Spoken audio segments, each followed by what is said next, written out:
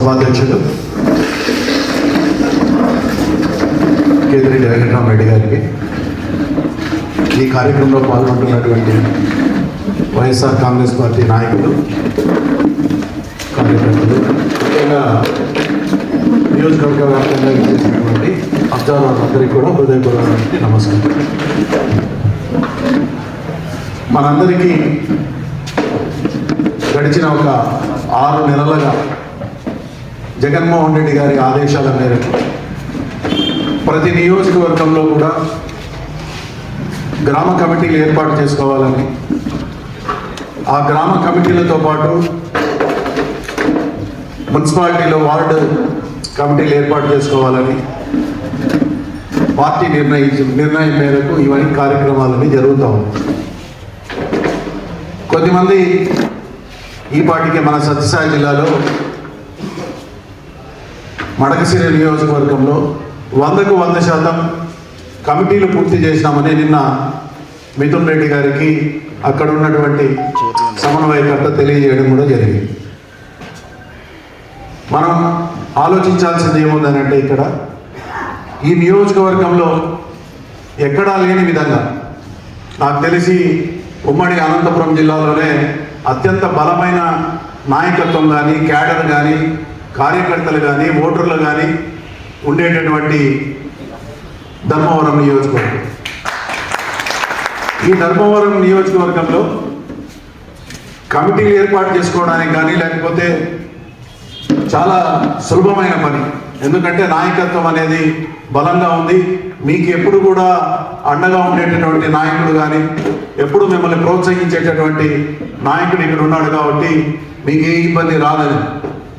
ముఖ్యంగా గ్రామీణ ప్రాంతాల్లో ఈరోజు పార్టీ ఆదేశించింది ఏముందంటే, మండల వ్యాప్తంగా ప్రతి 2 గ్రామ పంచాయతీలకి ఒకరిని సమన్వయకర్తగా, అంటే ఒకరిని ఇన్ఛార్జిగా నియమించి వాళ్ళ ద్వారా ఆ పంచాయతీల్లో మనమందరం కూడా కమిటీలు ఏర్పాటు చేసుకోవాలని.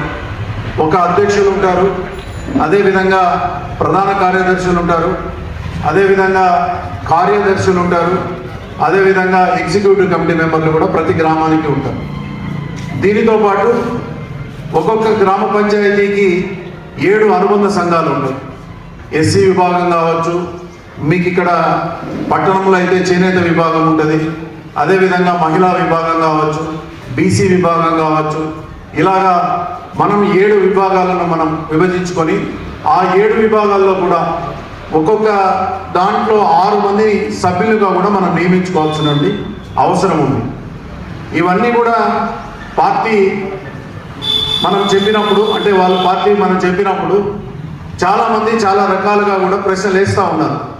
ఇంతమంది అవసరమా, ప్రతి గ్రామంలో ఇంతమంది అవసరమా, ప్రతి మండలంలో ఇంతమంది అవసరమా, దీనివల్ల మనకు వచ్చేది ఏముంది అని రకరకాలమైనటువంటి ప్రశ్నలు కూడా చాలామంది సమన్వయకర్తలు కూడా వాళ్ళ పైన ఉన్న వాళ్ళని అడుగుతూ ఉన్నారు. రీజనల్ కోఆర్డినేటర్లు కావచ్చు, లేకపోతే పార్లమెంట్ కోఆర్డినేటర్లు, వీళ్ళందరినీ కూడా అడుగుతూ ఉన్నారు. వీళ్ళు కూడా ఇంతమంది అవసరం ఏముంది.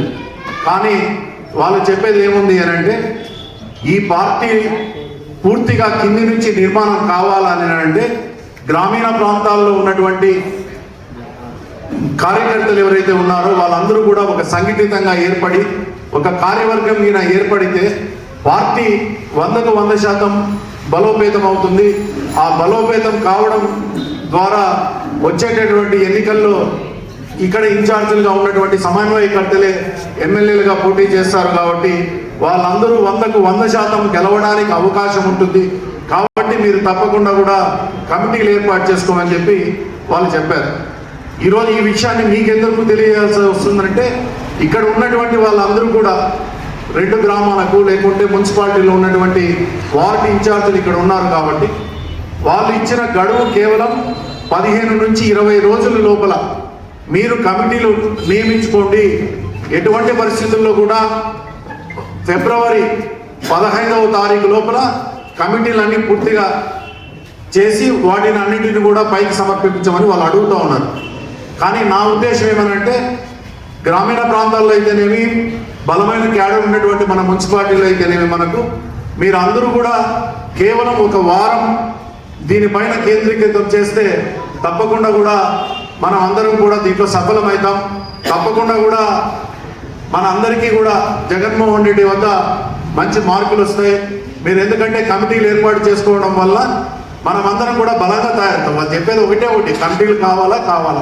ఆ కమిటీలు వాళ్ళు చెప్పేది ఉద్దేశం ఏమంటే మనం ఏదైనా ఇప్పుడు ధర్మవరంలో కావచ్చు, లేకుంటే రూరల్లో కావచ్చు, లేకుంటే ముదిగుబ్బలో కావచ్చు, ఎక్కడైనా ఒక కార్యకర్త పైన ఒక కేసు పెడితే, ఆ తప్పుడు కేసు పెడితే, ఆ తప్పుడు కేసుని ఎదుర్కోవడానికి ఆ గ్రామంలో ఉన్నటువంటి మనం ఏదైతే కార్యవర్గాన్ని నియమించుకుంటామో ఆ కార్యవర్గ సభ్యులతో పాటు మండల వ్యాప్తంగా ఉన్నటువంటి కార్యవర్గ సభ్యులందరూ కూడా మనం ఆ పోలీస్ స్టేషన్ వద్దకు కానీ ఆ తహసీల్దార్ వద్దకు వెళ్తే ఆ ఒక మనకు ఉండేటటువంటి ఆ ధైర్యం కూడా వేరవుతుంది. ఎప్పుడైతే మనం 10 మంది పోవడం వేరవుతుంది, అదే జెండా పట్టుకొని ఒక 250 మందో 300 మంది కార్యకర్తలు అని చెప్పుకునేటటువంటి మనం అందరం కూడా అక్కడికి వెళ్తాము.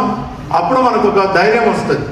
అందుకనే జగన్మోహన్ రెడ్డి గారు మనందరికీ కూడా ఈ బాధ్యతను ఇచ్చారు. కాబట్టి మీరు అవన్నింటినీ కూడా నెరవేర్చాల్సిన బాధ్యత మీ పైన ఉంది.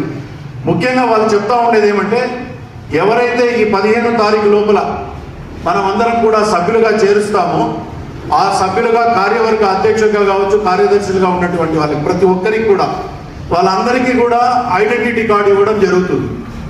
ఆ ఐడెంటిటీ కార్డుతో పాటు వాళ్ళందరికీ కూడా మీరు వాళ్ళ ఫోన్ నంబరు, వాళ్ళ ఓటర్ ఐడి నంబర్లు కూడా తీసుకొని వాళ్ళ ఫోటోతో సహా ఇవ్వాల్సిన అవసరం ఉంది. ఎందుకంటే వాళ్ళకి ఇన్సూరెన్స్ చేస్తారు. ఆ ఇన్సూరెన్స్ చేయడానికి కూడా అవన్నీ కూడా అవసరమవుతాయి.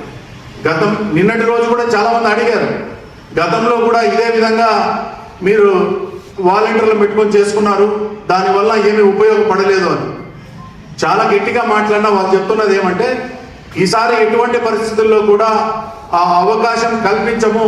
తప్పకుండా కూడా పార్టీ కోసం పనిచేసినటువంటి ప్రతి కార్యకర్తకు కానీ ప్రతి నాయకునికి కానీ వాళ్ళ సమన్వయకర్త ద్వారా తప్పకుండా కూడా గుర్తింపు ఇస్తాము.